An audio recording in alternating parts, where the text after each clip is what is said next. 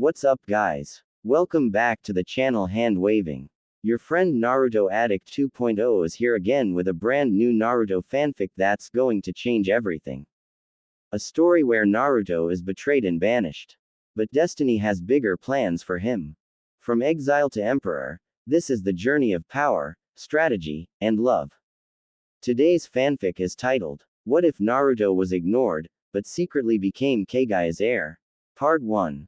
Okawa-san, Otu-san, can I train with you and Naruto and Mito? Asked a short kid dressed in black trousers with black ninja sandals and a black jacket with white lining over the arms and a couple on the back forming an intricate pattern with a white shirt underneath and an orange whirlpool symbol on the front. He had white hair and amethyst eyes which were seemingly sparkling in anticipation. All in all, he looked quite different from his sisters, whom were carbon copies of their parents, Naruto looking just like his father, only more feminine and with whisker marks on her face, and Mito was literally a mini Kushina. She even inherited her fiery temper, which made Kushina all the more proud and Minato all the more scared for their future classmates. He pitied the ones who'd tried to mock his daughter. This was the young Naruto Namikaze Uzumaki. He was 6 years old and the oldest child. Even if it was by only a couple of minutes, the fact still stood.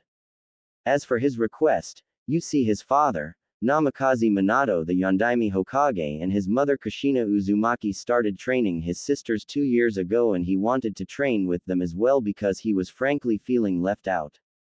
Ever since they had started training, Naruto found out that he spent less and less time with his family and more time alone in the house or just walking around without much purpose. He still spent time with them when they weren't training, although little it was still there until only half a year passed since they had started training. That day his parents had just totally forgotten about him and left him in the house alone while they went out to a festival. When they realized what they had done, they apologized to Naruto and promised to make it up to him. However, that never came, and Naruto decided he should take some measures. So Naruto decided to train and read all he could about shinobi and chakra. Even if he still didn't manage to unlock it yet, he was still pretty decent in taijutsu and was exceptional in academic knowledge. He thought that by learning he might be able to convince his parents to let him train with them and they'd finally be a family again. However, his parents still thought that it was too dangerous to train with his sisters. After all, what if Naruto and Mito lost control of Kyuubi's chakra? It would be disastrous. Then an idea struck his father. What if he made him spar with one of them, and after Naruto is defeated he'd tell him that he could train with his sisters when he can hold his own against them, otherwise they will start their training when he started the academy. Kushina wanted to gently placate Naruto, but Minato beat her to it just barely. Naruto, how about this? If you can win against Mito in a spar, you can train with them. If not, we will start your training when you are entering the academy. You have 3 tries on the course of this month. You can take them whenever you want. Minato knew he was being unfair in a way, but like this, Naruto could see that it was too dangerous to train with them at the moment.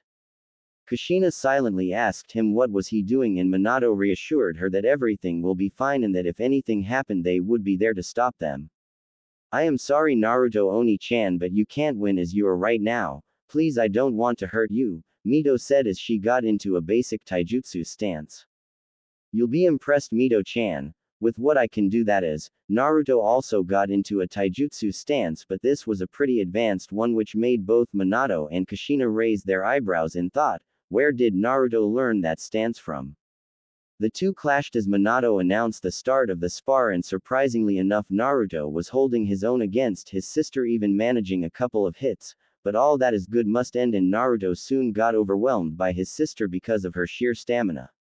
Naruto had lost, but he didn't give up. He was able to keep up with her for some time before he was tired and began moving slower than usual, so he deduced that he needed stamina training. He gave his sister a wide grin and said, "Next time I will definitely defeat you, Mito-chan, just you wait," Naruto said as he took off to get some training of his own done, leaving his parents shocked at his skills.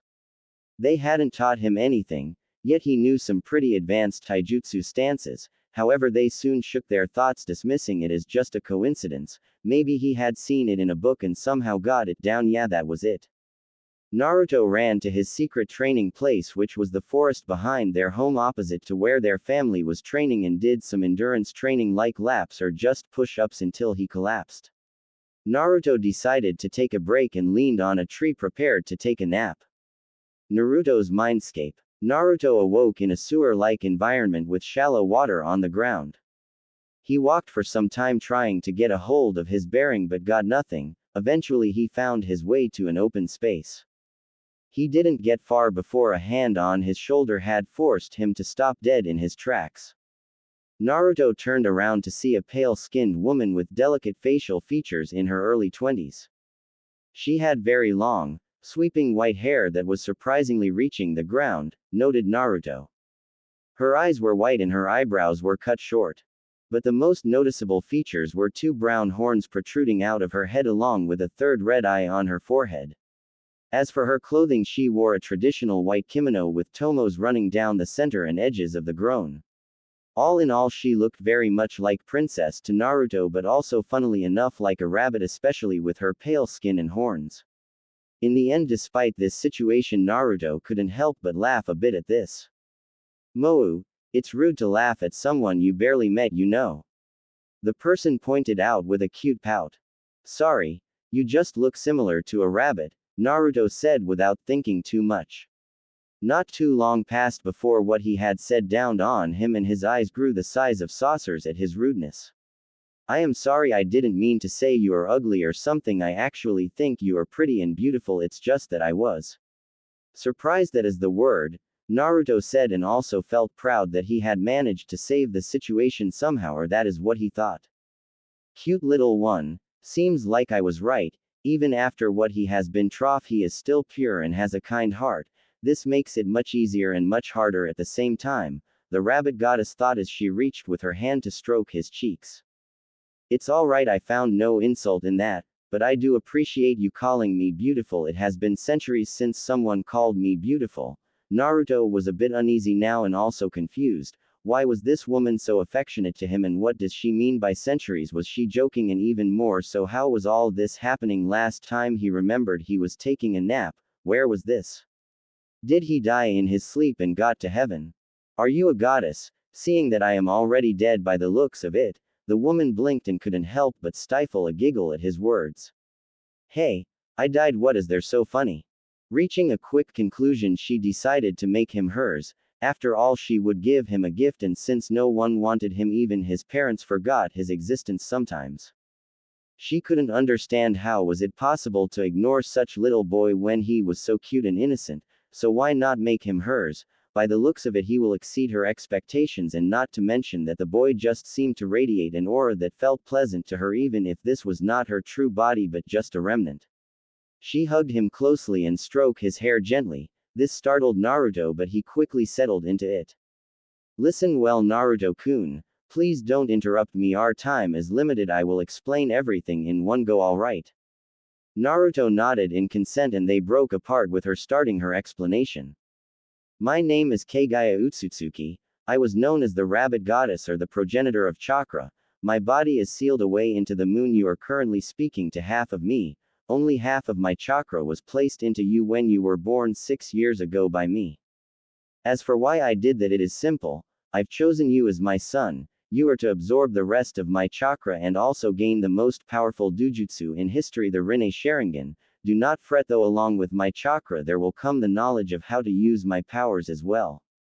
You may know one of my 2 sons, Hagoromo Utsutsuki, also known to you as the Sage of the 6 Paths." Naruto gaped at this. She was the mother of the one who was rumored to be the one that all clans came from. Even he knew that legend as a child, but still he kept listening, not daring to interrupt her. "Unfortunately, he and my other son Hamura are the ones that sealed me. That leads me to one of my reasons as to why I do this. I wish for you to release me from my prison when you can. But however, beware, as someone or something made itself known as my will. Do not be fooled. That is only a remnant of the sacred tree Shinju, who seeks to gather all chakra for himself. That is how I was sealed by my sons, because he tricked them into believing that I was trying to oppress the people by fear, but in truth he was trying to rile them up against me." Kaguya then made a sad smile as she leaned down and kissed him on his forehead. "It seems my time is up. Use my knowledge and power well, my son, and know that no matter what I will always love you." Then she vanished without a trace. As soon as it happened, Naruto's head was flooded with memories and information about chakra, history, and various things that Kaguya thought he might need, but one thing he felt which was prominent was her love for him, her other sons, and surprisingly enough for the world itself. Naruto couldn't help but let a few tears loose on his cheeks as he now knew and saw what his surrogate mother went through. When Naruto looked down, he noticed that his right eye had several concentric rings and 9 tomo all black with the eye itself red. This Naruto deduced was the Rinne Sharingan his mother spoke of and also bore on her forehead when he had seen her. He now understood where he was in his mind, and his mother had waited for him to come here and meet her so he could get the rest of her chakra. Naruto also understood why he looked so different from his parents. His DNA was different than theirs, and his mother was the first human with chakra, so by extent now he was her son fully, so it was only natural that he looked more like her than his birth parents. He then focused on leaving his mindscape and on the real world. Naruto began waking up in the forest behind the Namikaze residence. Naruto woke up to see that his real body had undergone some major changes. First was of course the Rinne Sharingan that was present in his right eye, which was neatly covered by his bangs, which leads to the second change. His hair had grown a bit longer, not by much, but it had grown. Similar to Sasuke's one when he is older, only white in color. Another change was that Naruto had grown a couple of centimeters. However, by far the biggest surprise for everyone would be when Naruto would unlock his chakra, which he did with ease. As he did so, a silvery white chakra was released from his body. This was incredible all in all, but his chakra capacity was mind-boggling. It was a couple times higher than a Bijuu's one, but it wasn't malicious, instead it was warm and pleasant despite the overwhelming amount of it. Naruto then stopped releasing chakra and walked towards his home, only to be stopped in his tracks by his parents, who were panicking. Naruto berated himself for not considering that literally everyone who was a shinobi and could feel chakra would sense his one. This place would be packed soon. His parents only looked at him with confusion. "Naruto, what happened? Where was that chakra coming from?" Minato asked, not even noticing the changes in his son's appearance. His mother didn't fare better either, as she looked left and right for anyone in the vicinity. He really didn't know what to feel. Should he feel insulted and sad that his parents hadn't noticed he looked different than usual, or should he feel thankful that they didn't notice? He opted for something in between, as he answered truthfully, not seeing the point of hiding it anymore. They would notice sooner or later. It was better if only his mother and his father knew about this. At least they'd have the decency to keep it a secret, or hopefully forget about it as they usually do. Sigh. That is somewhat disappointing, Otou-san. That chakra came from me. I would appreciate if you keep it a secret, Naruto said, making his parents confused. Naruto, there was no way that was your chakra. It was at least on par with a high Junin, low Hokage level, Kushina said, not believing his story. Naruto just frowned and decided to just stuff it and have them do whatever they want. Fine. It wasn't mine, believe what you want. I am going to sleep. Good luck on your search. Naruto added the last part sarcastically, knowing that they'd find nothing. No foreign ninja, no spy. Minato raised an eyebrow at this, but focused on the issue ahead and searched for the intruder. But in the end he and Kushina found nothing suspicious and went back, dismissing it as just their imagination. After all, their son, which was only 6 years old, couldn't have that amount of chakra, or so they thought. A few weeks later, Naruto took a walk around the village at night to think about his future actions. My chakra is off the charts, so I can learn pretty much any kind of jutsu I want. My genjutsu is also good if you include my eye. However, without it I have nothing. The most concerning part would be taijutsu. I am barely at academy level with my taijutsu, and I can't force my body because that would be a bad idea. I am still a child after all. My best bet would be to wait until I am older and start training my body. Until then I should learn as many ninjutsus as I can. I have the ones that mother knew, but they are too advanced and would give me away if I use them, especially since many of them require a Kekkei Genkai, and me being able to use them would be like putting a big target on my back, saying here I am breeding stock for Kekkei Genkais. I guess the only Kekkei Genkai that I could reveal is the Mokuden, since I can argue that the Uzumaki are related to the Senju, such were the thoughts of the young prodigy. He was walking with his mind occupied when someone bumped into him and made him fall on his behind. Naruto silently cursed and looked up to see a ninja that was carrying something, or rather someone, if the muffled screams were anything to go by. He then noticed his hite, which bore the Kumo symbol on it. He remembered that his father had spoken with his Jiji, one of the few persons who actually paid any attention to him, about a Kumo representative which would be staying in the village. Damn it, brat, now I have to kill you for what you saw, the man stated, pulling his kunai only to be shocked when Naruto performed a jutsu that would scare him to the core. Mokuten. Jubaku Aisu, lit wood release. Tree bind flourishing burial. As soon as he finished, the Kumo nin was bound by tree roots, unable to move. Naruto gently freed Hinata from her bindings and checked if she was alright. The poor girl had been probably kidnapped for her keke genkai by the looks of it. Ah, she is Hyuga. That nin was probably after her by Akugan, so they are the ones who have gotten mother's eyes. The girl just looked at him a bit scared, and Naruto saw that, so he smiled broadly to reassure that he won't try to harm her in any way. I am Uzumaki Naruto, sorry I scared you, I didn't mean to. I only wanted to help. The girl blushed slightly at his straightforwardness but managed to recover after a few seconds. My name is Hyuga Hinata de, thank you for saving me, Naruto-kun. Naruto raised an eyebrow at her stuttering but left it alone as he assumed she was just shy. They only had to wait a minute as a couple of Anbu joined by Hiashi Hyuga and his brother Hazashi had arrived at the scene.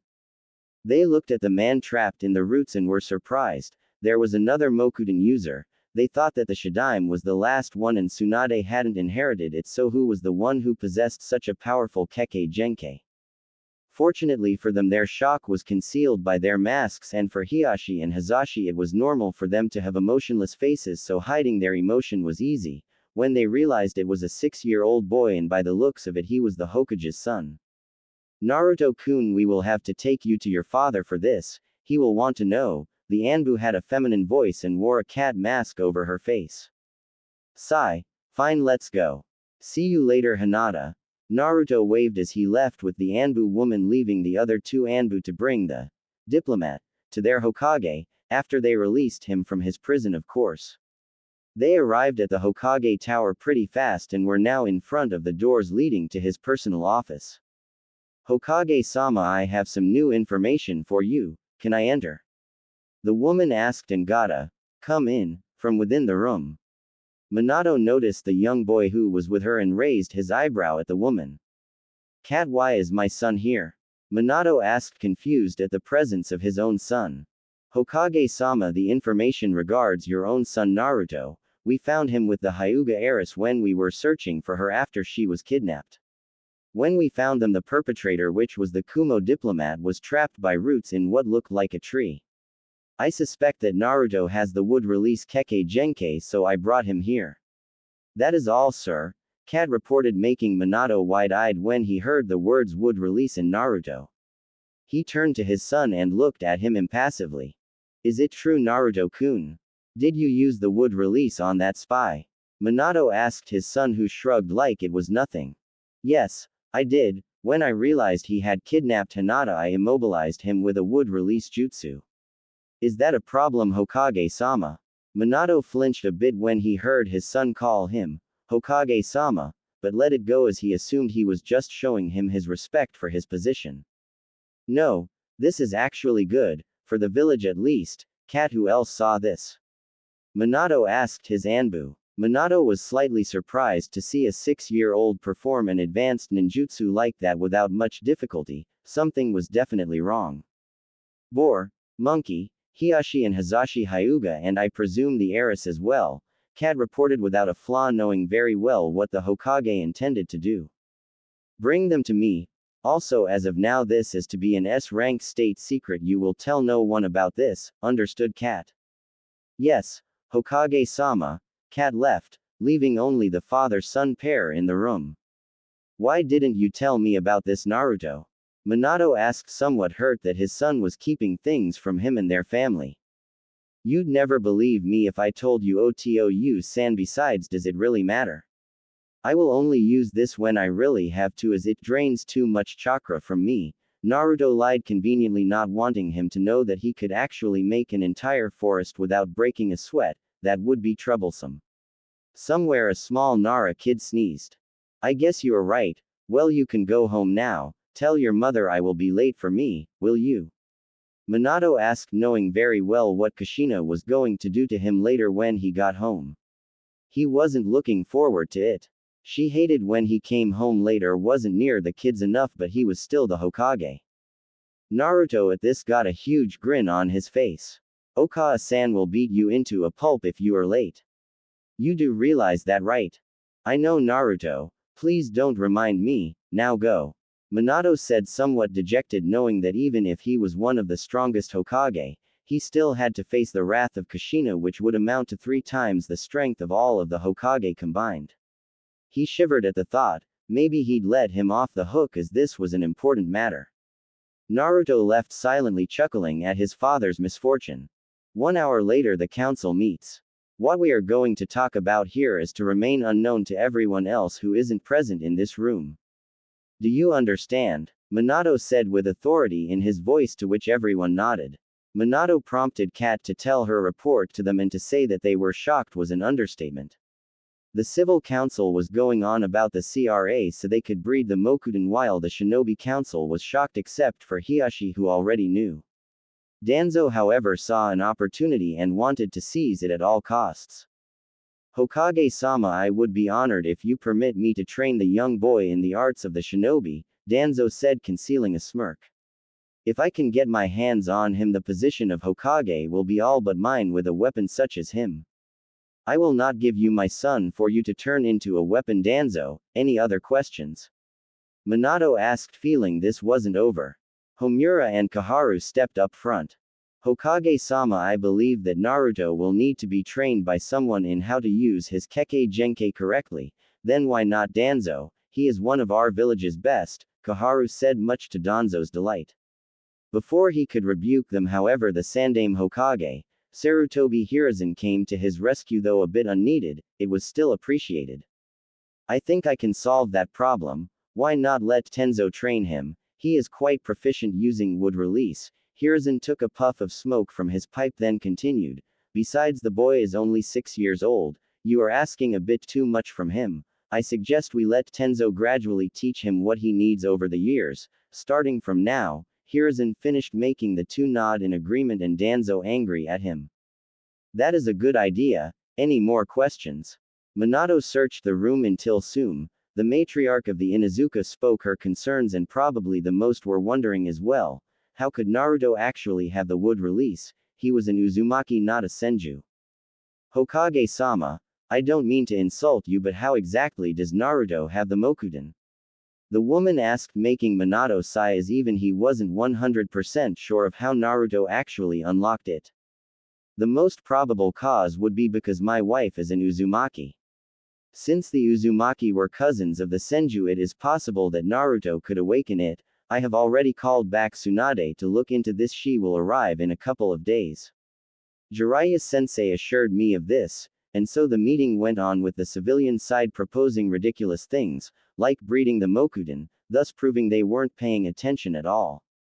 3 days after that incident, in front of the Konoha West Gate stood a busty blonde with the kanji of gamble written on the back of her green coat, and besides her a woman in her teens holding a piglet.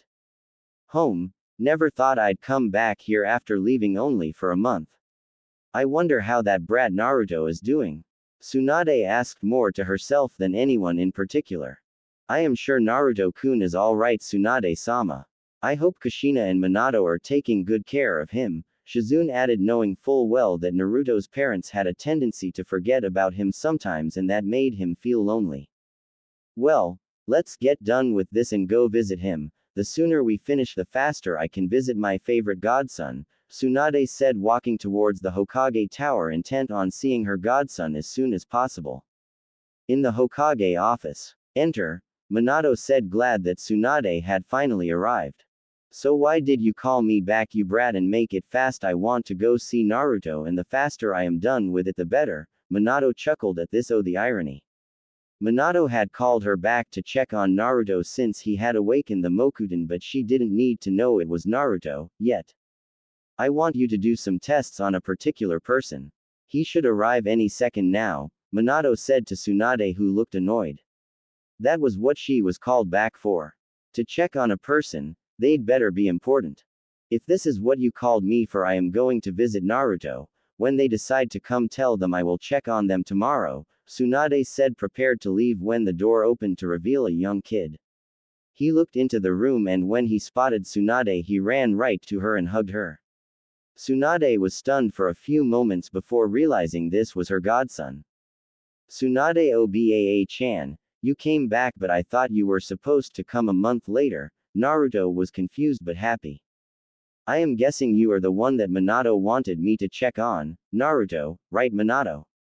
Tsunade's sour mood was gone instantly when she saw Naruto. She didn't mind that she had come home earlier if this meant spending more time with her godson. Yes, he has unlocked the Mokuden. Oh, don't worry, this room is protected by some seals, therefore no one will hear us. So yes, I want you to do some tests on him to see how he actually has it, if you will. Tsunade nodded and took off with Naruto towards the hospital to get the testing done once and for all, but still even she was surprised about him having his grandfather's wood release.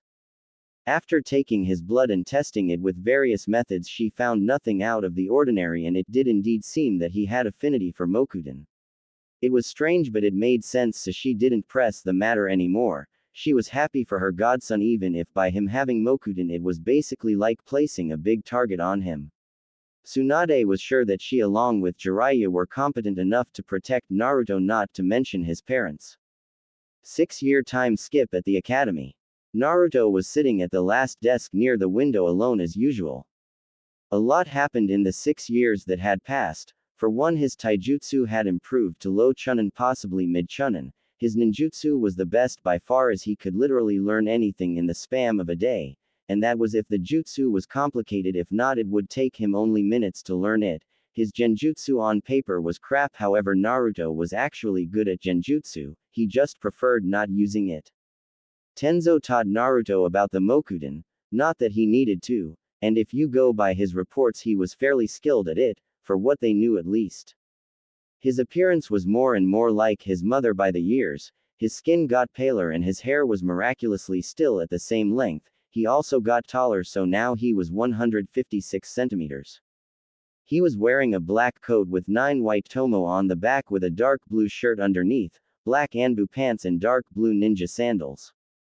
He had gotten his clothes custom made for him with the money he had saved for 2 years, as he wanted something to represent him better. It had been expensive, but it was worth it in the end, as the outfit fit him like a glove, and he had gotten a deal from the owner to make him a couple of duplicates in larger sizes for when he was older. His family situation was pretty much the same, everyone basically forgetting about him most of the time, which didn't surprise him that much, but he just left them be because, frankly, he stopped caring a long time ago. After all of this, he still didn't hate them, no, he still loved them. Naruto just gave up on trying to make them see him, that is all.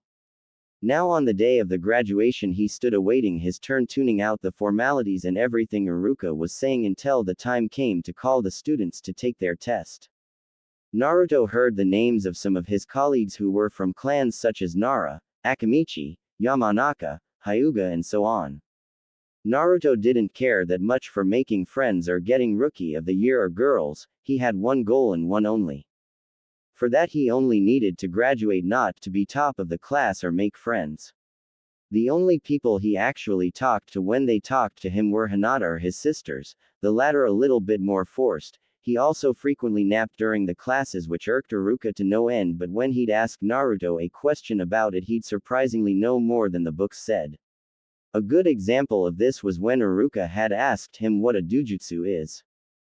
Flashback: no jutsu. Iruka had caught Naruto sleeping during his class yet again and decided to teach him a lesson. Naruto! He screamed at the top of his lungs, unconsciously activating his big head no jutsu, which made the students laugh at Naruto for being scolded again. Naruto just yawned, looking at his sensei like he was bored out of his mind. What the hell does he want now? I was having a nice dream and he had to wake me up. Tisk. What is it, Iruka-sensei? Naruto asked, clearly uninterested in what his sensei was teaching. Naruto, since you slept while I was talking, that means you know about dujutsus and what they are, so why don't you enlighten us? Iruka inwardly praised himself for finally getting the brat with something he surely wouldn't know. Dujutsus were taught only in clans and basic knowledge would be given only in the academy. Sigh. Do I have a choice? Naruto asked, only to get an angry look from his teacher. Fine, fine, I get it. In this room there are 2 out of 3 known examples of dujutsus. First, the Byakugan, possessed by the Hyuga. The Byakugan gives the user a near 360 diameter field of vision, with one blind spot at the back of the neck above the first thoracic vertebra. It can penetrate through most solid objects. That does mean, my dear colleagues, that a Hyuga can actually measure your acid, let's just say. Anyways, back to the point, the Byakugan also lets the user see one's chakra and chakra system, complete with it all. The Tenketsu can also discern genjutsu when it's used and tell clones apart. Now on to the Sharingan. It grants the user the ability to see chakra, use some advanced genjutsu, and also, annoyingly enough, to copy techniques. Now I am sure Broody here by the name of Sasuke wants to know how to unlock the Sharingan. Well, that is easy enough. You just need to undergo an emotional trauma strong enough and it will unlock itself. At this, students paled. Now do you want to know something cool, Sasuke? Sasuke grunted, and so Naruto took it as a, what do you know about Sharingan? You are just an outsider. Sasuke, you are so cold. Fine, I will give you some information for your clan. Naruto chuckled at this, knowing full well their reaction at what he is going to say. Now there is another level to the Sharingan aside from gaining 3 tomo. The Sharingan can evolve into Mangekyo Sharingan. However, to do that you have to experience such a trauma that is not worth it. The best way to unlock it is to either kill or see a person dear to you die and blame yourself for it. In my opinion, it isn't worth it, as you can't really use it too much because you will go blind from using it too often. There is a cure, of course. Swap your eyes with another one's with a Sharingan and Totem. You will get eternal Mangekyo Sharingan. Use it to your will without going blind. Sasuke, your clan should guard their secrets closer. I've heard all this when I was walking from 2 very talkative Uchihas. Won't give you their name partially because I can't, and even if I knew I wouldn't really. The students were shocked, some even puked, even Iruka was speechless. Of course, Naruto hadn't really lied about hearing 2 talkative Uchihas, but he didn't specify that it was his father and one of his friends. Now that is all. Thank you, Naruto, for your answer. It was splendid, Iruka said before Hinata had asked. What is the third one, Naruto-kun? Hinata was blushing madly, but she was curious about what her crush meant about 3 dujutsus, and he had enumerated 2 of them, so she wanted to know about the third naturally. As expected from Hinata-chan, she noticed. Hinata blushed even more at the addition of chan at her name.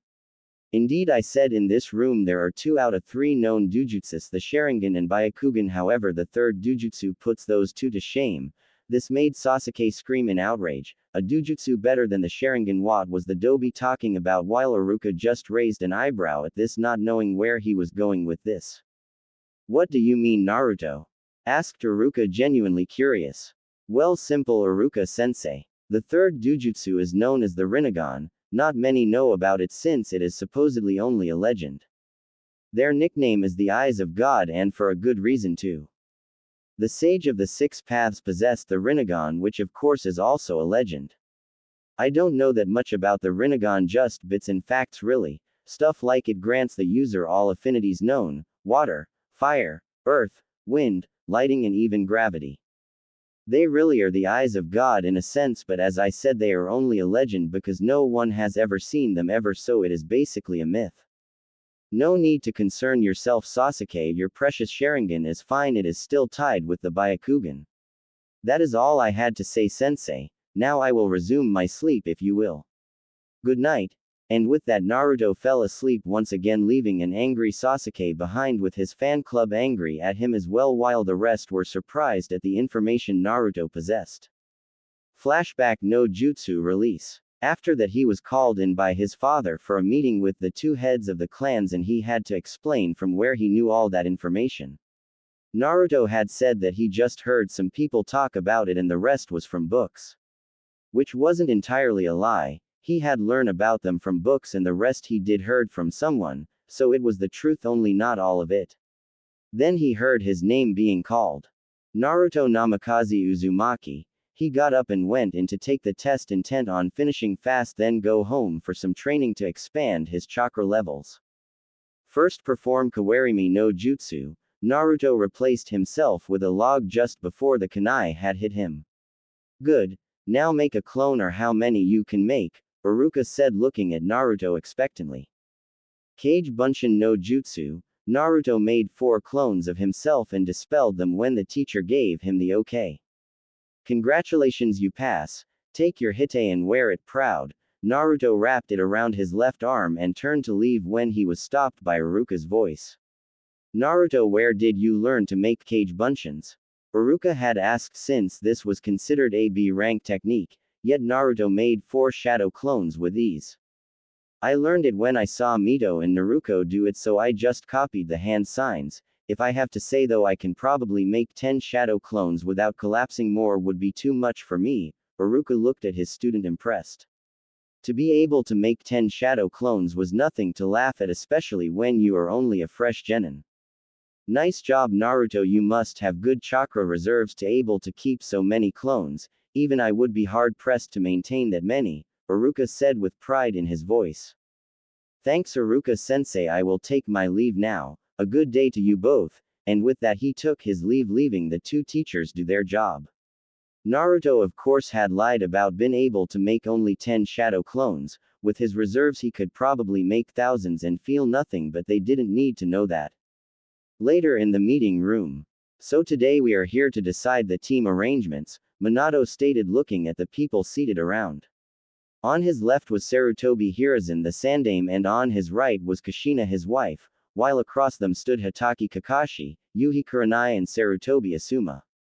Let's start with the easy ones first. First, Ino, Shikamaru and Choji will be Team 10 under Asuma. This is an information control and interrogation team. Said person was smoking lazily and just gave a nod in approval. Next will be Team 9, but that is still in rotation, so Team 8 comprising of Hyuga Hinata, Inuzuka Kiba, Aburame Shino. This team serves as reconnaissance and information gathering, so I think Kurenai is the best for this. Any complaints? Minato asked, only to be met by silence. I will be glad to teach them, Hokage-sama. The Genjutsu mistress broke the silence and now it was down to 2 more teams.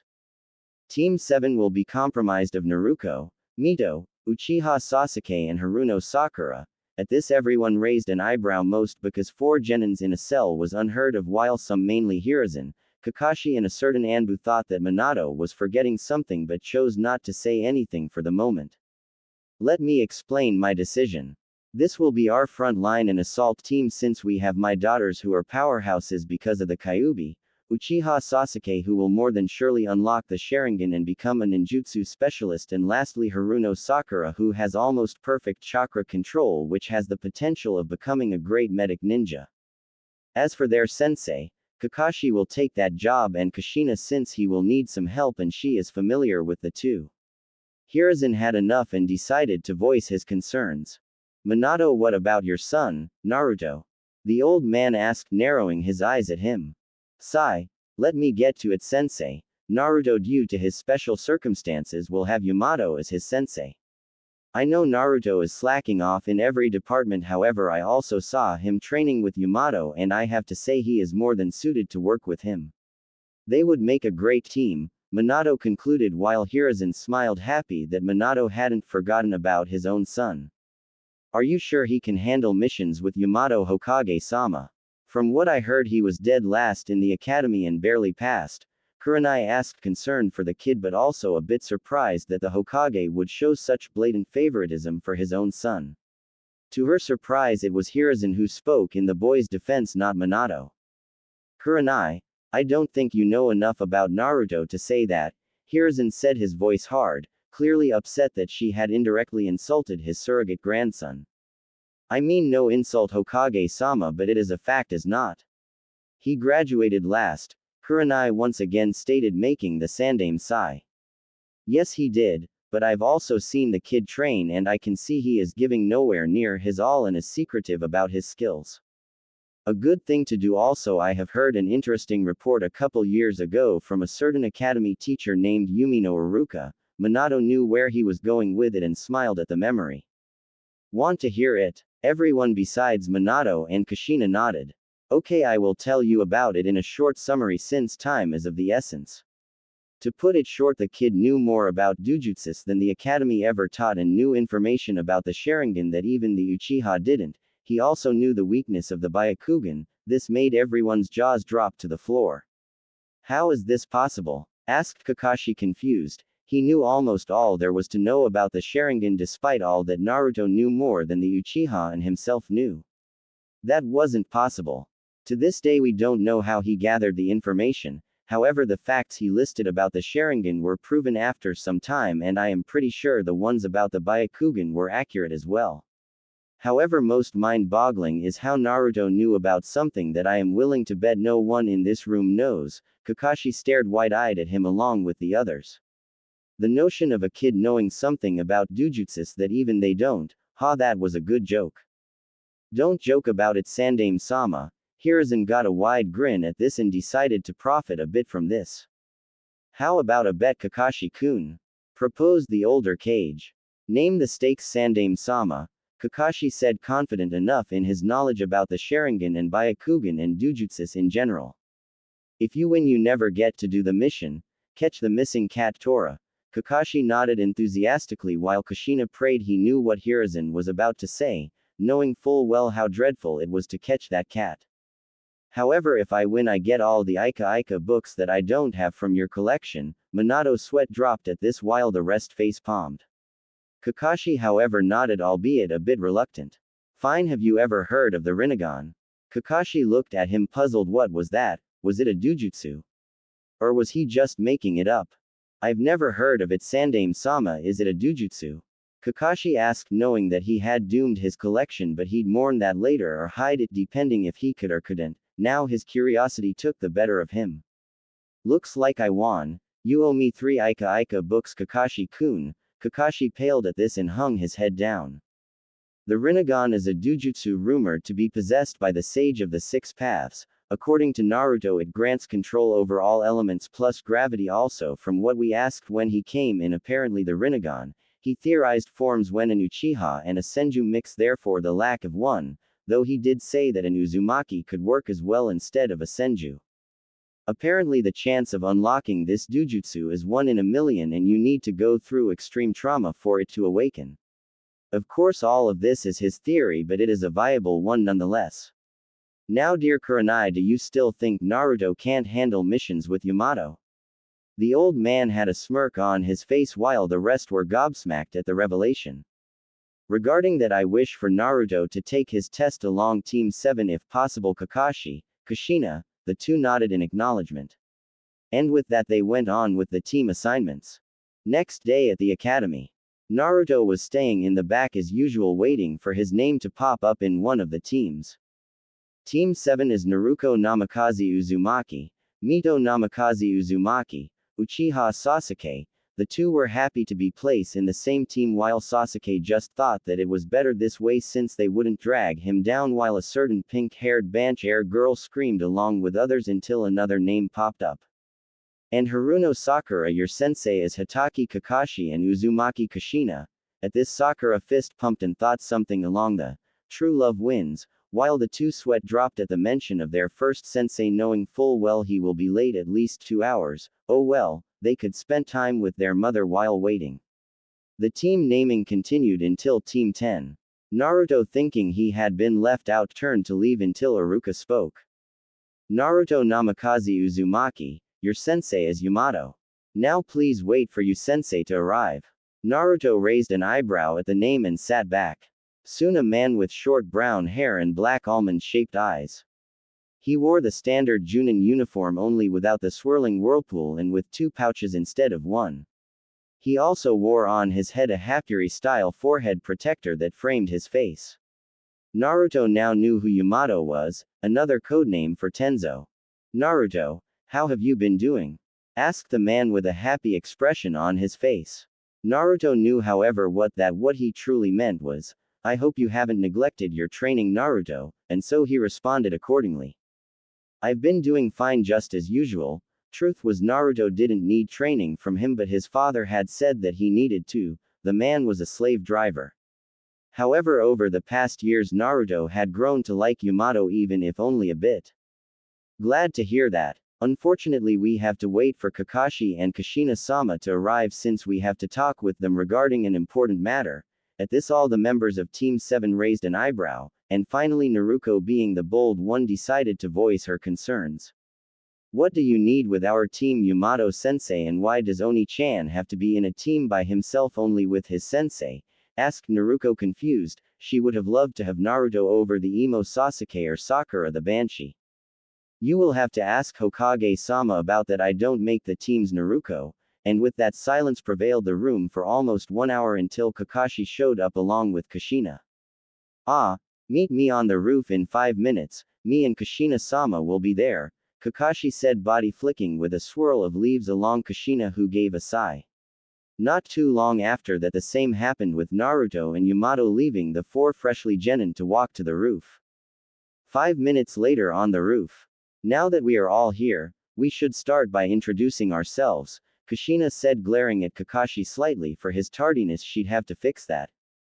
Okawa-san, what is Naruto Oni-chan doing here? Isn't he supposed to be in a team with Yamato-sensei? Not that I mind really. If possible could we send these two to Yamato-sensei and get Oni-chan in return? Naruto said making the two persons in question glare while Naruto chuckled. Yamato had no reaction and Kakashi seemed to smirk liking the idea. First of all while we are training and doing missions you will call me Kushina-sensei, got it? She nodded along with her sister. Secondly no, and besides you are being rude to your teammates and as for why Naruto-kun is here that is for the end, now start introducing yourself.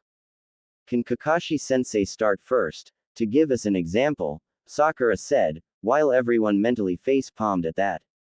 My name is Hatake Kakashi. My likes are not your business, my dislike don't concern you. My hobbies are many and for my dream, well let's just say I have a dream. Next Kushina-sama.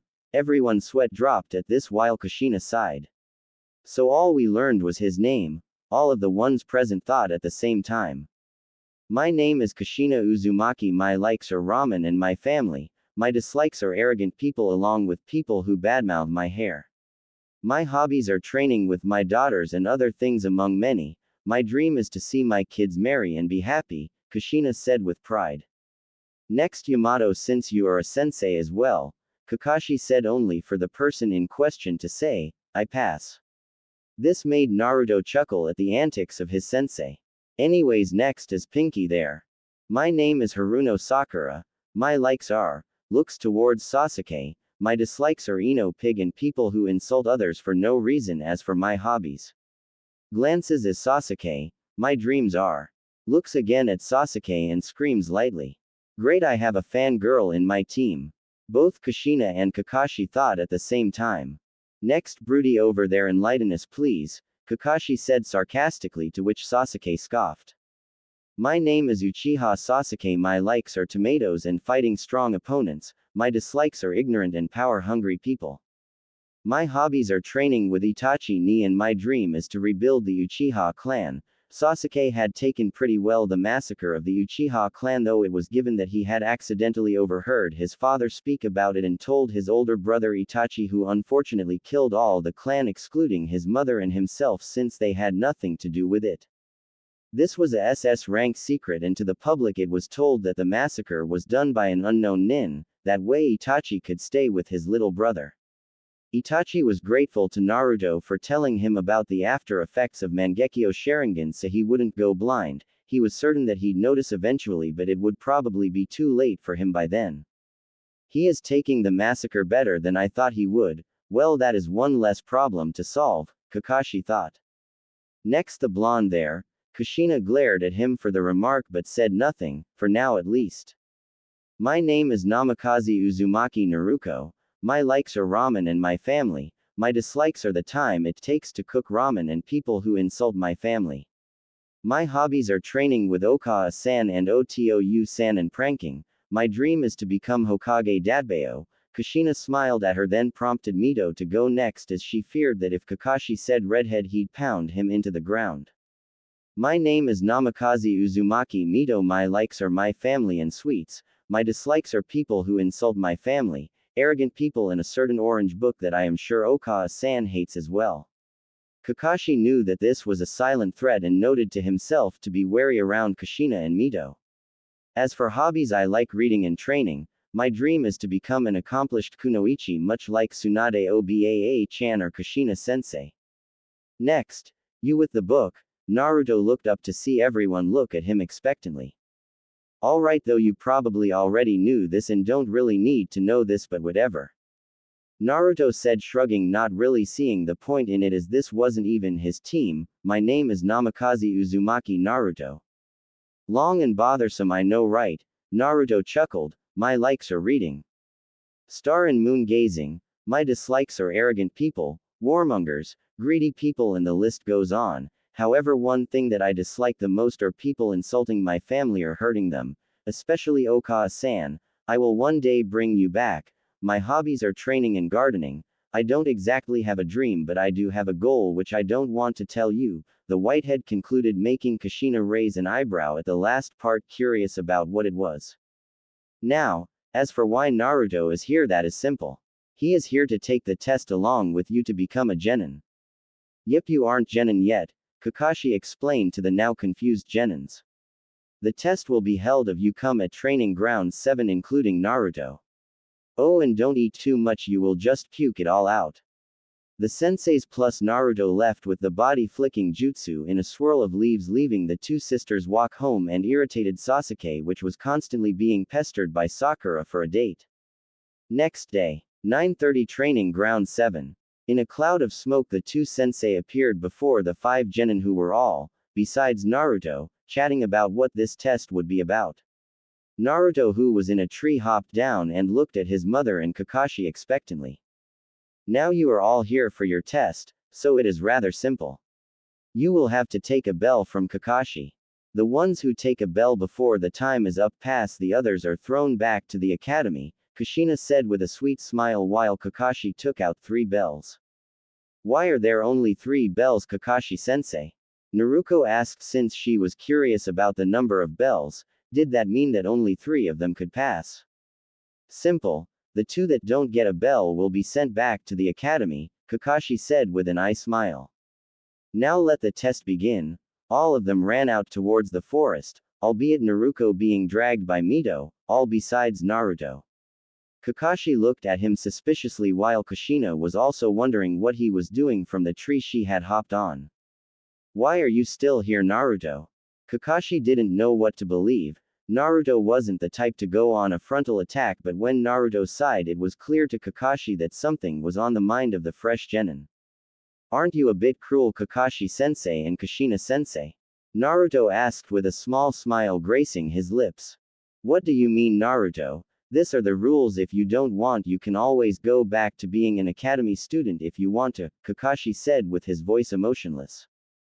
Yeah, sure, whatever you say. It's not like you made this test specifically to pit us against each other, and the true meaning behind it is teamwork. Please, Kakashi-sensei, it's obvious, and besides, you can't beat me in a ninjutsu battle or a genjutsu one for that matter. Not even with that eye of yours, Naruto said, making both Kushina and Kakashi shocked at how the boy had realized the true meaning behind the test. However, something was wrong. If he knew, why didn't he told his other teammates and try cooperating with them? Also, why did he say he could win against him in a ninjutsu battle? He had copied numerous jutsu and a genin hoped to defeat him. Yeah, sure. Then why not tell your teammates as well? Kakashi questioned the boy in front of him. Simple, Mito-chan already knows, and Naruto smirked. I want to fight you, Kakashi-sensei, and this is the perfect opportunity.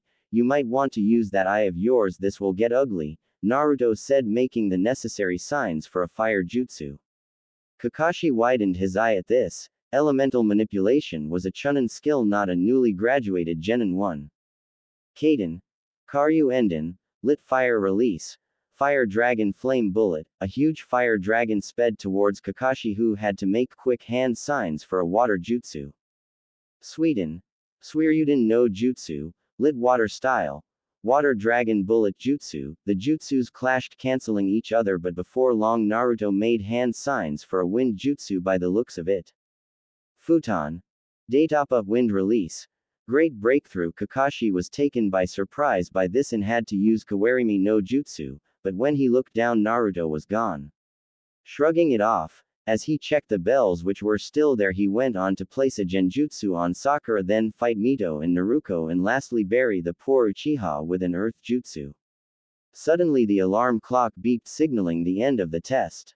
All of the genin including Naruto rounded up, joined by Kakashi and Kushina. You all didn't take a bell, therefore you all fail. However, I will give you a chance to redeem yourself later, Kakashi said, planning to tie up Naruto and Naruto to the posts and see if they actually help them or leave them like that. What do you mean, Kakashi-sensei? I say we passed, Naruto said, flashing a pair of 3 bells out in the open, shocking everyone present. What? When? How? Kakashi blurted out. Simple, that wind jutsu was just something to direct you where I wanted to. Then I placed you under a genjutsu and also Kushina-sensei and took the bells, replacing them with pebbles. Of course I used henge on them, so you wouldn't notice. Kushina was both impressed and shocked at the same time. When did he place them under a genjutsu and how? How did you place us in a genjutsu, Naruto-kun? I never saw you make any hand signs for it. Kushina asked while Kakashi berated himself for not taking Naruto's advice of fighting with the Sharingan. If the other Junin hear about this, I will be a laughing stock. Damn it, how did he do it? Kushina-sensei. A good shinobi never reveals his secrets, but since Kakashi-sensei is so curious, more like desperate, thought Kushina. I am willing to tell him that it is a basic genjutsu, however, that is all I will tell. Back to my point now, you see we passed because Naruto tossed the 2 bells at Sakura and Sasuke. We all have a bell, Naruto said, leaving Kakashi confused.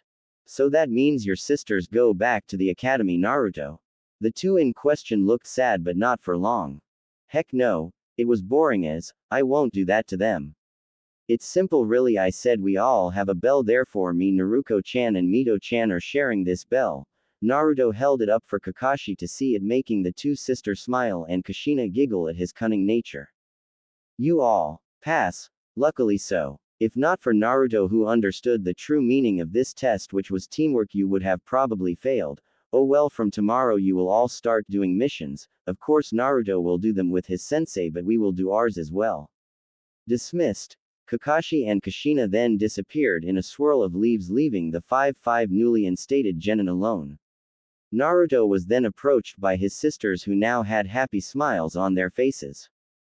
Thanks Naruto Oni-chan, for bailing us out, Mito said, truly grateful to his brother. She had understood the meaning as well but couldn't get Sakura and Sasuke to cooperate.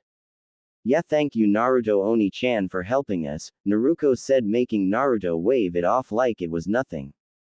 Don't mention it, I didn't do much. I am sorry, but I have to go inform Yamato-sensei about this, and with that Naruto disappeared in a swirl of leaves, leaving the 4 alone in the training field. Naruto was currently heading towards the Hokage Tower to get the pay for his last mission of the day. Naruto had been given permission from his team captain Yamato to do missions without his presence and also to take as many as he wanted. Naruto knew that Yamato was only his captain on paper, as in truth the man was an Anbu operative, thus not really having the time to spend on D ranks.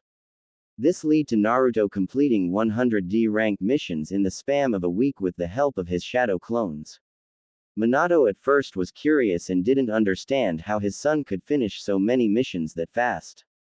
Eventually, having enough, he decided to ask him how he did it, to which Naruto grinned and said 2 words, shadow clones.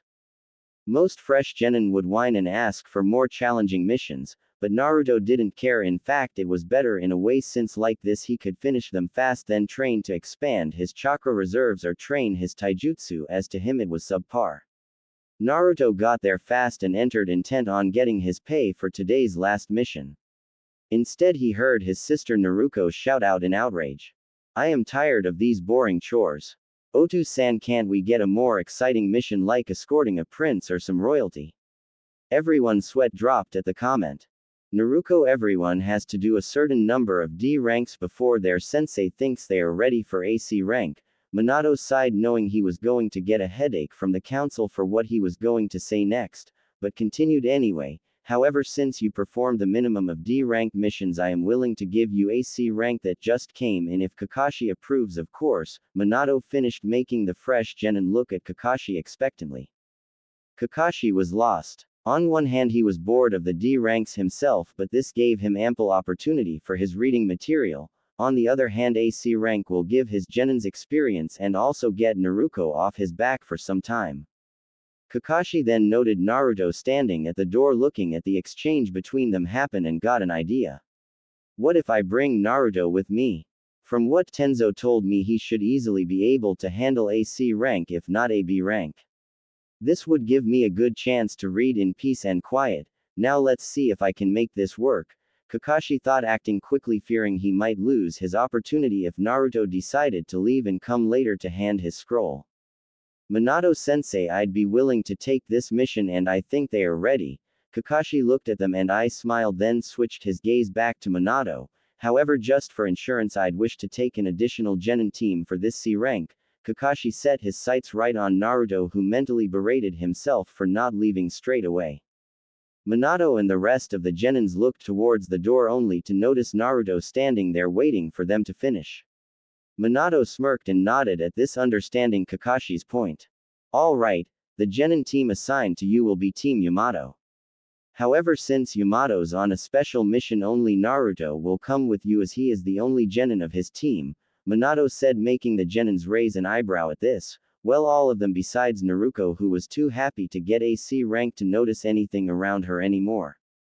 Oh, now I can't train anymore. Damn you, Kakashi, and your stupid addiction to that porn, Jiraiya writes. Naruto thought while on the outside. He sighed in defeat. Yes, Hokage-sama, however, is this really necessary? Naruto asked, not completely sure why was he even needed. After all, Team 7 had 2 Junin, one of which possessed the Sharingan while the other is an S-class nin. Not to mention 2 Jinchuriki trained by the same S-class nin and by the yellow flash of Konoha, the man who had made the bingo books with a warning that said, "Do not engage. In case you meet him on the battlefield, flee on sight," and also an Uchiha. So therefore, what was the need for him anymore? Wasn't that overkill? I know what you mean, Naruto, but it's always good to take additional precautions. Also, Kushina won't be back on time since I have sent her on an important mission 2 days ago. She won't return after another week. Minato sighed. He would have wished that Kushina hadn't insisted on taking that S rank, but it was something concerning her daughters, so he knew she wasn't going to sit by and do nothing. I understand, Hokage-sama. I will work with Team 7 on this mission, Naruto said while thinking about ways to train. He was thinking about making a shadow clone, then take off and train in the other dimensions, that way they won't tell he was gone. I am referring to the ones where Kaguya had transported Team 7 along with Obito. Alright, bring the client in, Minato ordered without further ado. As soon as Minato had finished his sentence, an old man who looked like he had drank too much, stepped in, eyeing the genins and Kakashi. After a quick review of the people who were going to protect him, the man scoffed. This brats, and that Cyclops there are supposed to protect me. Ha, don't make me laugh, the man had arrogantly said, making Minato eye him dangerously along with Kakashi, while Naruto just stood impassively waiting for the old man to finish his rant. They look like they can't hurt a kitten, especially the short one with blonde hair. She looks like a midget. That seemed to struck a chord since Naruto had lunged at him only to be restrained by Mito. The other 2 genin weren't faring much better, as Sakura literally screamed bloody murder in her mind at the old man for insulting her Sasuke-kun, while the Uchiha thought something along the lines of, "How dare that filthy old man call me useless? I am an Uchiha, an elite amongst the elite. Trust me, Tazuna-san, they more than capable to protect you. Now please introduce yourself to the team." Minato's voice was strained, barely holding his anger back. He was the Hokage, but he was also the father of the supposed midget. Lucky for him, Kushina wasn't there. She would have literally pounded him into the ground for that remark. It looked like Mito was thinking about doing that but restrained herself. Fine, if Hokage-sama says so. I am Tazuna, veteran bridge builder. You'll be risking your life and limb in guarding me to the max until I return to my country to complete my bridge. Tazuna said matter-of-factly. Meet me tomorrow at 10 a.m. sharp, Kakashi informed the genins and they all got to packing their necessities.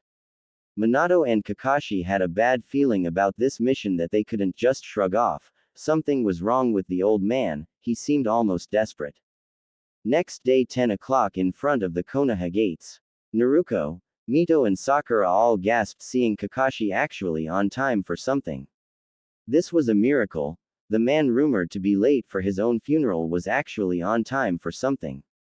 Naruto just looked at the sky impassively while Sasuke was in his usual brooding mode, basically his default mode. Kakashi's sweat dropped at his student's antics. Was he that bad? Kakashi-sensei, what happened? How is this possible? You are actually on time. Naruto asked disbelievingly, voicing the opinions of everyone present. Naruto, I am on time for all C rank and above missions, Kakashi said, not taking his eye off his precious book. In his eye those books were pure art. Tazuna also arrived half an hour later, irritating the team with his tardiness. However, since they were used to their sensei usually being late 2 hours minimum, Team 7 considered this acceptable. Okay, now that we are all here, let's head out, Kakashi said, and slowly they started making their way to the land of waves.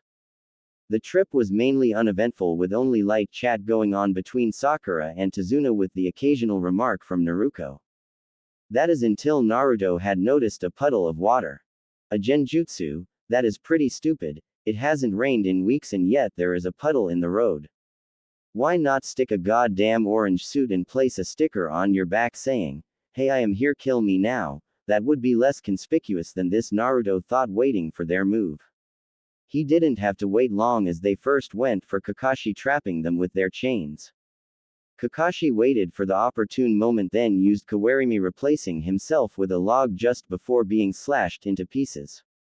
Naruto, noticing them, acted quick, creating a few shadow clones to overwhelm the two while Mito drew her sword and charged it as well. The two fought quite well as a team, knowing when to strike. Naruto, knowing her sister would follow in, had created those clones to keep the two at bay while Mito either killed or immobilized them.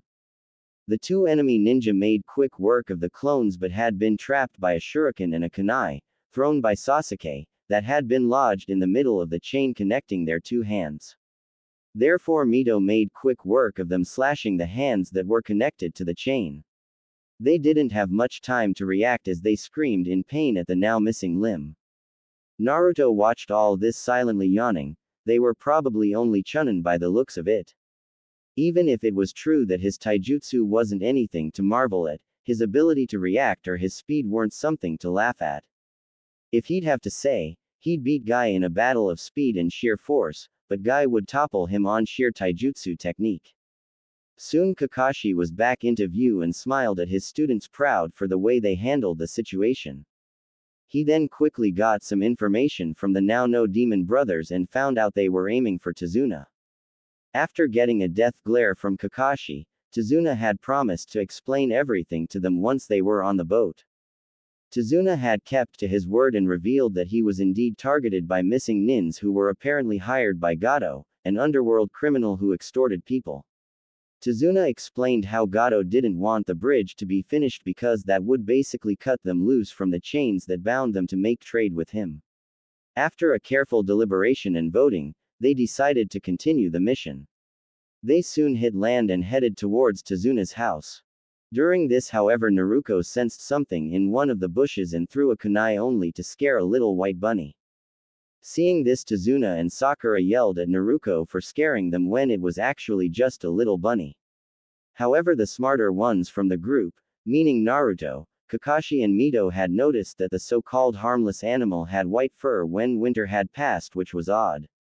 This could mean one thing: he was a nin's pet animal for a replacement technique.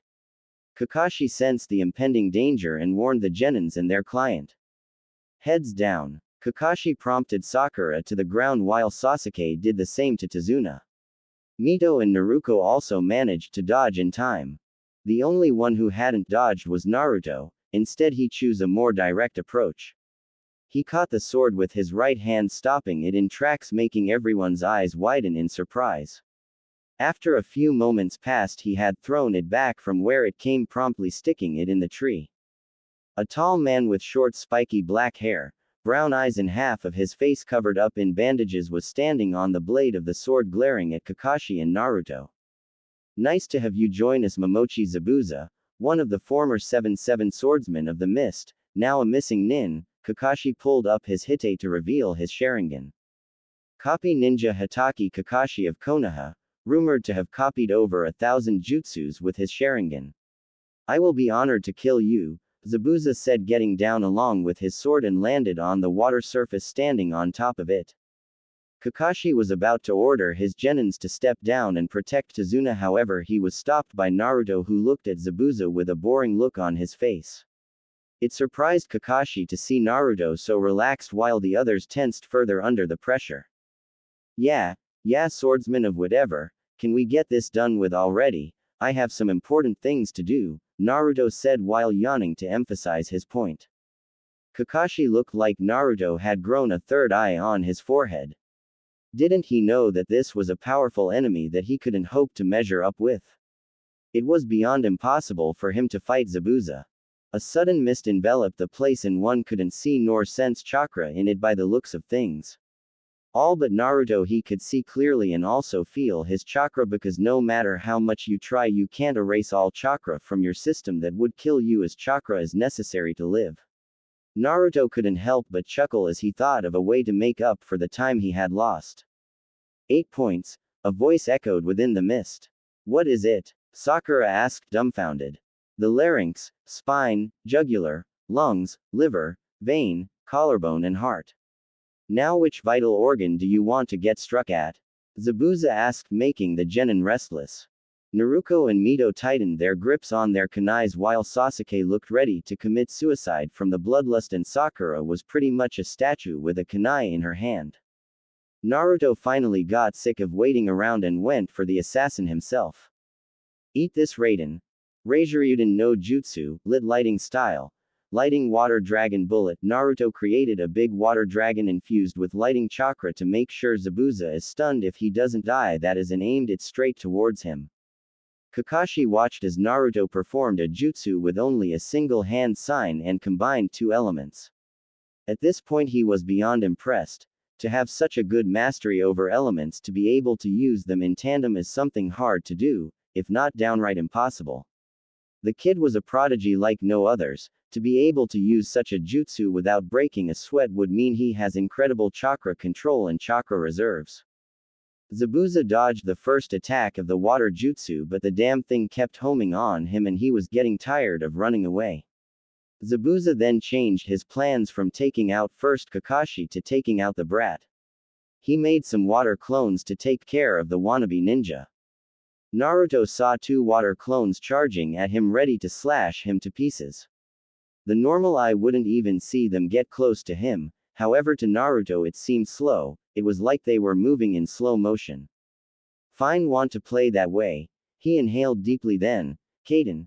Gukaku no Jutsu, lit fire style, great fireball technique, a massive fireball the size of almost all the lake spew out of Naruto's mouth. Naruto had placed a bit of chakra in this and strengthened it with wind chakra, making it humongous in size. The clones were obliterated to nothingness, as was some of the landscape, unfortunately. Zabuza had managed to body switch with the poor rabbit, which was by the looks of it and size of the jutsu charred beyond recognition. Zabuza soon saw an opening and went in for the kill, swinging his sword with all his might. Little did he know that would be a fatal mistake. Naruto knew Zabuza was coming straight at him, therefore he turned and caught his sword in between two of his fingers. A smirk made its way across Naruto's face, seeing Zabuza's look when he stopped his sword nonchalantly. Naruto acted quickly, grabbing his face and pounding him into the ground head first, making the nin lose his consciousness and a new crater. Naruto then began to suck off his chakra and add it to his quickly so he wasn't noticed by his teammates. However, he was stopped by Tsusenbon striking Zabuza's neck in such a way that it looked like he was dead, the key word being looked, as he was still alive. Thank you for helping me kill him. I have been chasing Zabuza for a while now. A look-alike hunter nin made his presence known and slung Zabuza over his shoulder. Why don't you cut his head here, Hunter Nin-san? Naruto inquired, having a feeling that the one in front of him wasn't what he seemed to be, and he was proven correct because the next second the man body flicked, escaping with Zabuza, who was still alive. Should have just killed him as soon as he made himself known, or better while he was observing us fight. Well, at least I got some chakra from Zabuza. You win some, you lose some, I suppose. Whatever, I guess I can live with it, Naruto thought while he rejoined the other stunned ninjas along with their client. Naruto, how did you just use 3 different elemental jutsus? I saw the fire one and knew about wind and earth, but lighting. How are you exactly able to use all 5 elements? Even I can use only 4 of them. Kakashi said, awe evident in his voice. I don't know, I just can. I never tested my chakra affinity. Naruto didn't outright lie. After all, he had never tested his chakra affinity before. How about when we get to Tazuna-san's place we test your affinity? Kakashi finished with an eye smile after he had covered his Sharingan eye. Kakashi-sensei, can we also try? Sakura asked, hoping that she could impress Sasuke by getting a good element, while the former just grunted in acknowledgement. Sure, why not? Now come on, let's head on. Lead the way, Tazuna-san, Kakashi said to Tazuna, who was spacing out due to the strength of a brat who wasn't even half his age. Yeah, sure, this way. Tazuna managed to get out the words, leading them to his home. When the team arrived at their destination, they were warmly greeted by the bridge builder's daughter, who thanked them for keeping her father safe. Her name was Tsunami, and she had a son whose name was Inari. Inari was rude towards the ninjas, telling them to give up and go home because they will never beat Gato and only die in the process. They let him be for the time being, as he was still a kid, and it did made some sense to be scared of someone who has oppressed you for some time. In the first day they just rested, only for the next one to be heading out in the woods for training against the next encounter with Zabuza. Apparently Kakashi agreed with Naruto that Zabuza was probably still alive and kicking by the looks of how the look-alike Hunter Nin handled the situation. Now Kakashi was standing in front of them with 6 chakra paper pieces. This is chakra paper. By channeling chakra into it you can find out what your dominant affinity is. You can see mine is lighting. Kakashi held the paper, who had crumbled, proving his point. Now, you go first, Naruto, since you are so eager, Kakashi said, passing her a piece. Naruto had known her elemental affinity was, but she was still excited to show off whenever she could. Alright, Kakashi-sensei. Naruto channeled some chakra into her paper and it split in 2, showing that she had wind affinity. Looks like your primary element is wind, a good one, Naruto. Do you want to try as well, Mito? Kakashi asked the redhead with an eye smile. I already know my affinity, Kakashi-sensei, it's water. Mito declined the offer, as she already knew that for some time now. She understood Naruto's boisterous attitude, but she wasn't the type to boast without any purpose. At this, Sasuke grumbled, why were those 2 already trained in nature manipulation while he wasn't? I mean, yes, he had learned Kaden Gukaku no Jutsu, but that was all. His brother hadn't taught him anything else, saying it was too soon for him. Then why don't you try Sakura? Kakashi handled Sakura one, who nodded in reply and pushed some chakra in the paper. It slowly turned to dirt and crumbled away, making her first element earth. Congratulations, your primary element is earth. That is a pretty good one for defense, the strongest of all the 5 elements in that category if you ask me. Kakashi knew some earth jutsus and saw very well how proficient they were in defense. Sasuke, I bet you'll have a fire affinity, but here you should try anyways, Kakashi said, giving him a piece as well. Sasuke pushed chakra into it, making the paper wrinkle, then catch on fire and turn to ash. Wow, that is pretty rare considering you are an Uchiha. Your main chakra affinity is lighting, same as mine, then second fire. That is pretty impressive on its own, having 2 affinities, but the Uchihas were known to have powerful fire affinity. For you to have a strong affinity to lighting is impressive. Nice job, Sasuke.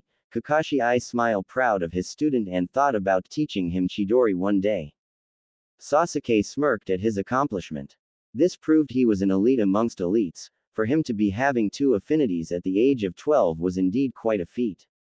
This proves the Uchihas are superior, Sasuke thought. And lastly, you Naruto, I am curious what your affinity is, as I have seen you use jutsus from all the elements, which is impressive. Kakashi handled Naruto a chakra paper piece who looked reluctant. I wonder how they will react. I mean, it will be funny, but Minato and Kushina will find out too. Naruto thought, but then an idea struck him. Wait, this would be perfect. Oh, the faces they will make when they found out they had neglected my training for Mito and Naruto.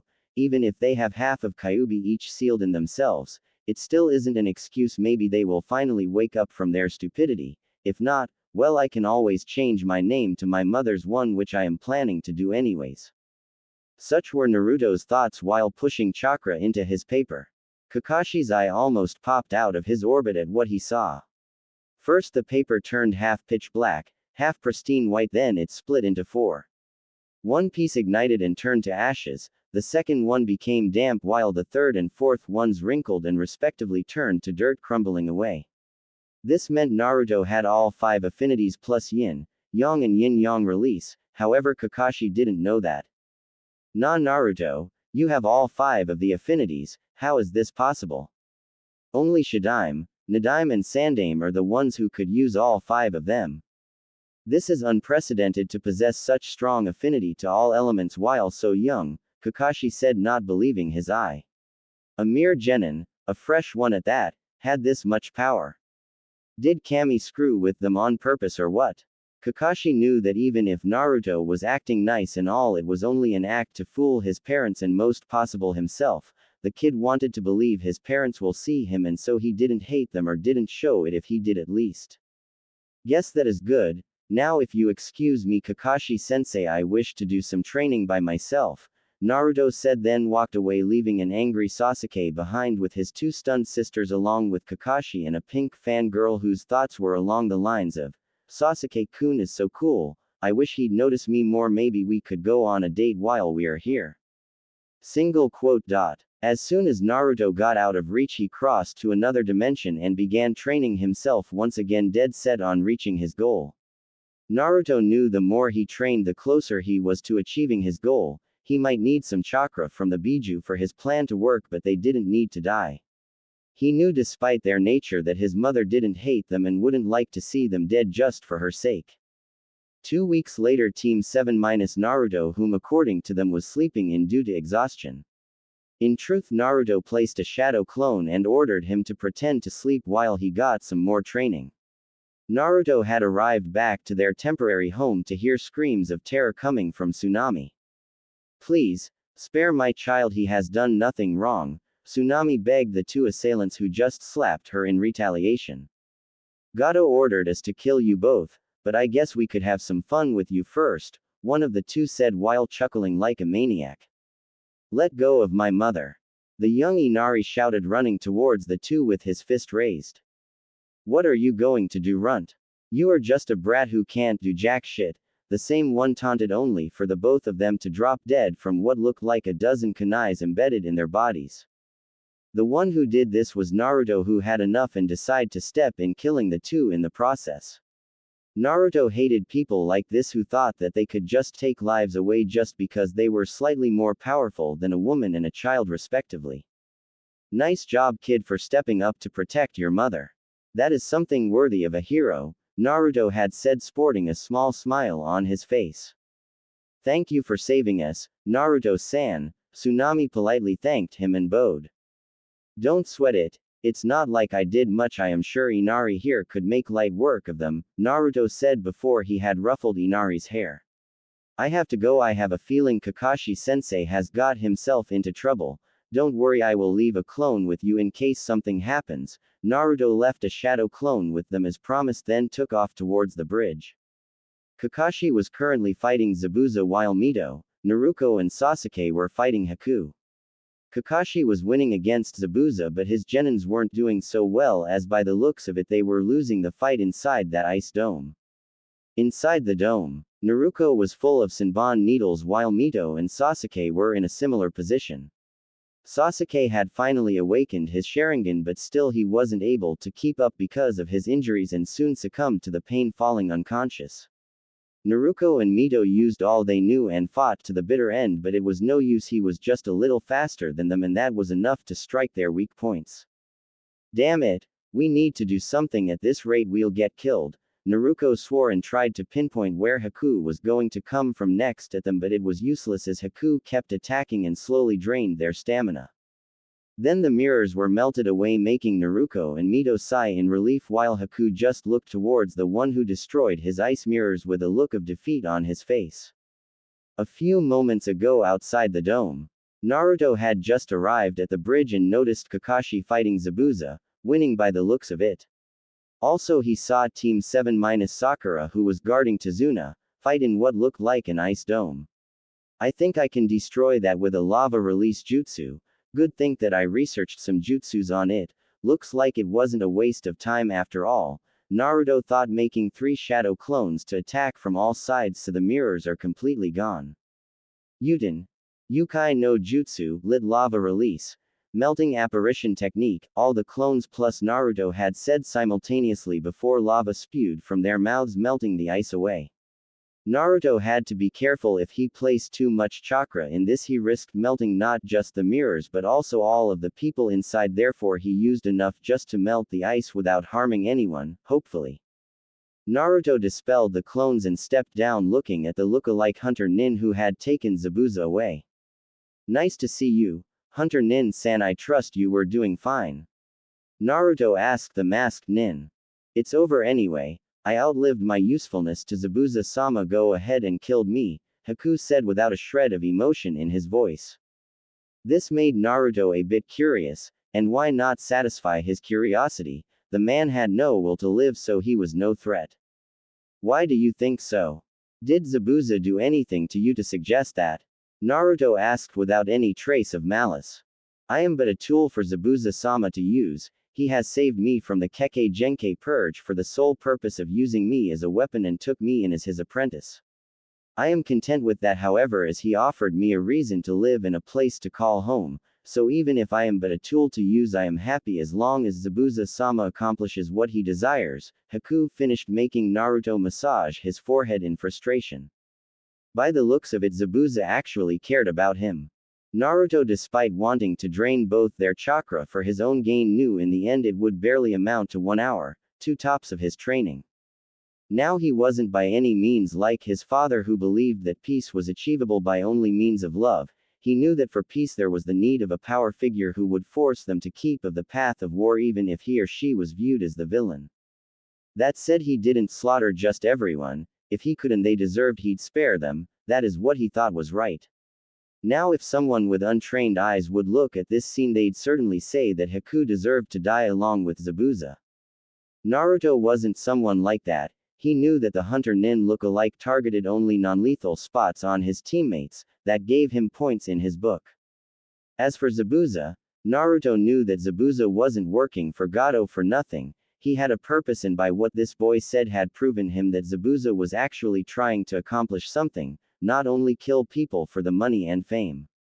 As for what Zabuza wanted, by what he had heard, it made him reach the conclusion that Zabuza was trying to amass an army to overthrow the current Mizukage because of the blood purges. Naruto ultimately decided to spare them only for Kakashi to aim a Chidori-infused arm at the currently pinned Zabuza, making Haku jump in front of it to take the blow. Naruto sighed. When he actually decided to spare someone, Kakashi decides to kill the said person. Why was Kami with him, making him do extra work just because Kakashi's recklessness? Naruto vanished just before Chidori had touched Haku, effectively pushing his arm into the ground, saving the two. Kakashi had a hard time understanding what was happening. First, the Hunter Nin who was with Zabuza had jumped in front of his Chidori. Now Naruto had moved faster than he could see with his Sharingan and deflected his Chidori, saving them. This was really a bad day for Kakashi. He hadn't got to read any of his porn literature. Now he almost killed a kid. Why? Haku asked, not understanding why he would save an enemy. Why what? Naruto asked, playing dumb. Why did you save me? Haku asked, dumbfounded. He was their enemy. He was supposed to kill them, yet he was saving them. Why? Why would he do that? He wanted to know. Simple. You aren't that bad, so I have no reason to kill you. besides if I wanted to kill you.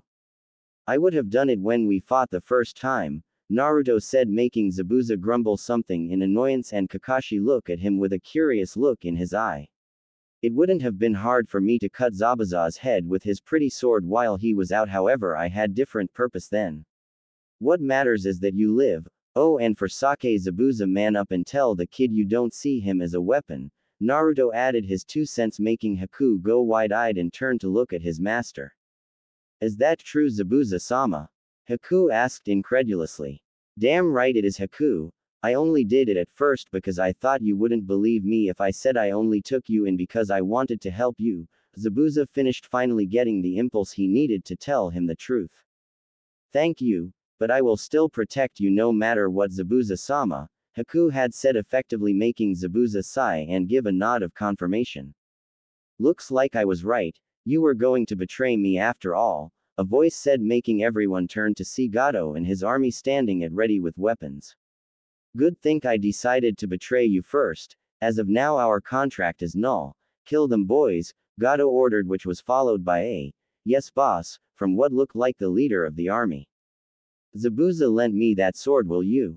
I want to improve my kenjutsu and they'd make great targets for improvement, Naruto said with a gleam in his eyes like it was Christmas Eve. Zabuza complied and handed him his massive sword. Kakashi-sensei, you and the others please don't interfere, I have some training to do. Naruto then ran towards the crowd with his sword ready to cleave their limbs and heads. With this many I will get a lot of chakra by sucking it off from them. Even if it is in relatively small doses, their numbers are pretty high and it should bring me closer.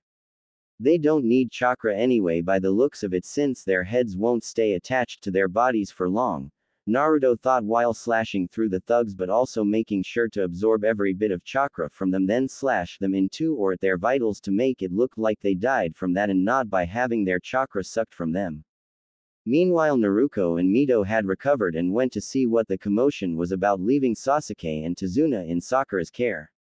They arrived to see Zabuza, their sensei, and Haku watch as Naruto brutally killed all of the men, compromising the small army. The two approached wary of the demon of the mist and his apprentice. Kakashi-sensei, what happened here? Mito asked, trying to understand the situation, keyword trying. Well, Gato has terminated Zabuza's contract, so they are now officially not our enemies anymore, Kakashi said with an eye smile, making Naruto smile, and Mito looked skeptic but accepted the explanation nonetheless. Now about Naruto, well, he said he wants to practice some of his kenjutsu and decided to choose his opponents as that army.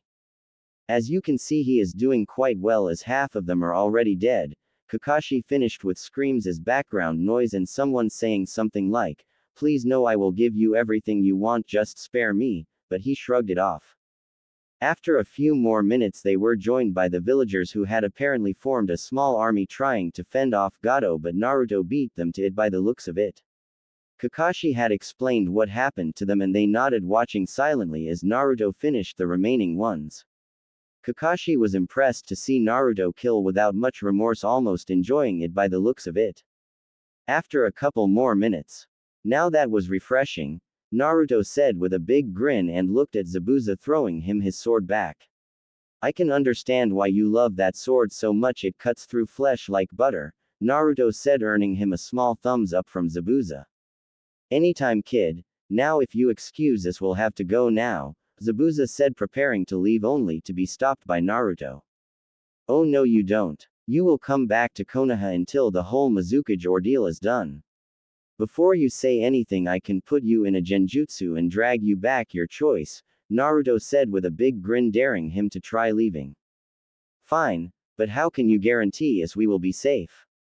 Zabuza asked, not quite seeing how a kid, even if powerful as heck, being able to influence the Hokage into accepting two missing nin in their village.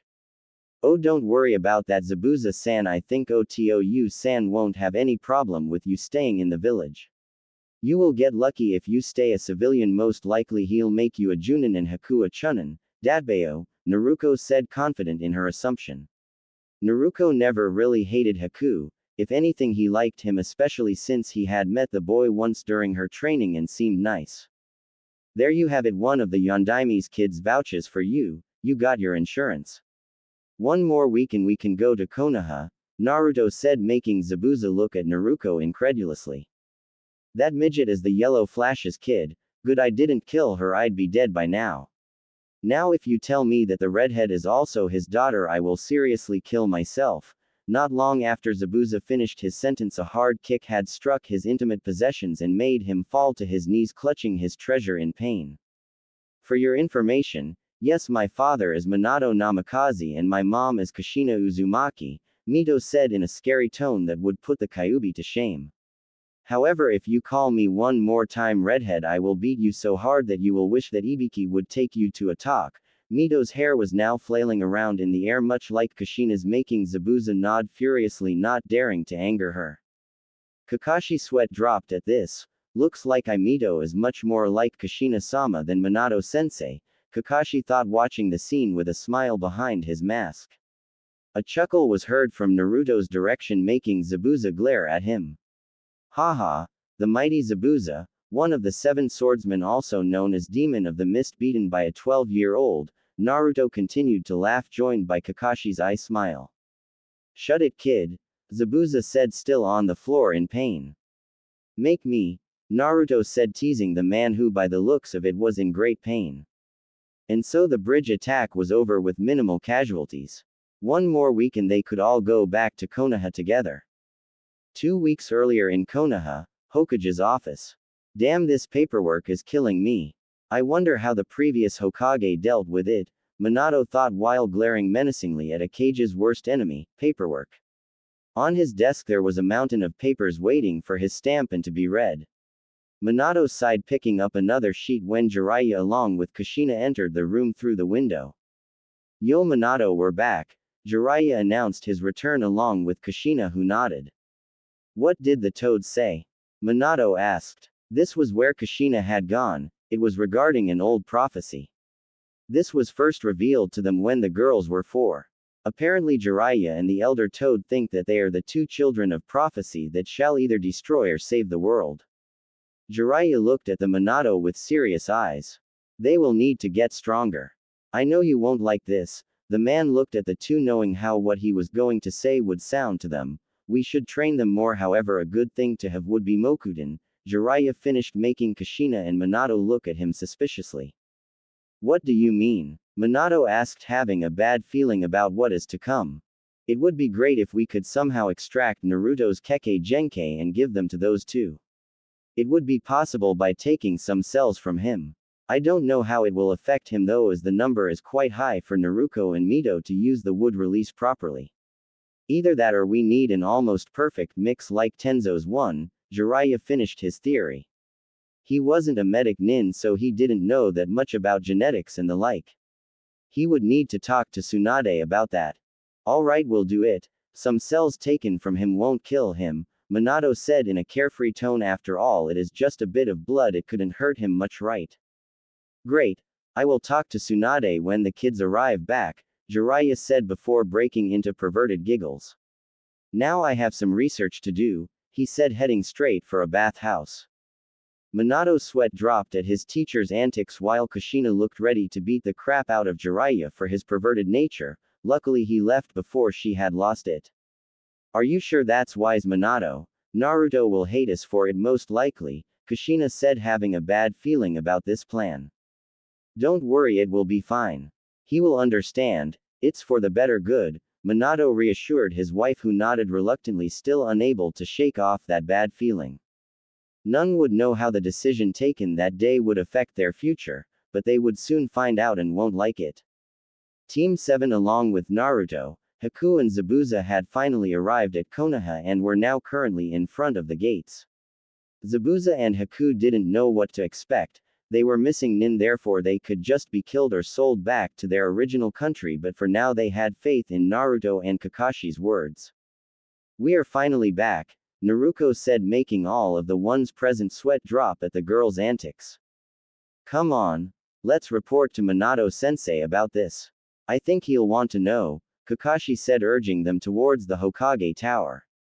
The group had arrived and entered their cage's office only for the Anbu protecting Minato to leap out of the shadows, kunai and swords ready to attack them. Stand down. I am sure there is a reason for this, Minato ordered his guards. They reluctantly dropped their guards but still were wary of the two, mainly Zabuza as he was a missing nin. Minato-sensei, during the escort mission we were attacked by these two. Kakashi motioned to Haku and Zabuza, making Minato nod, prompting the one-eyed ninja to continue. However, it turns out that they were hired by a man named Gato. Therefore, when their contractor had betrayed them, they decided to take our side. Also, they seek refuge from the hidden mist. Apparently their Mizukage is a bit off, Kakashi said, not wanting to call the Mizukage outright crazy.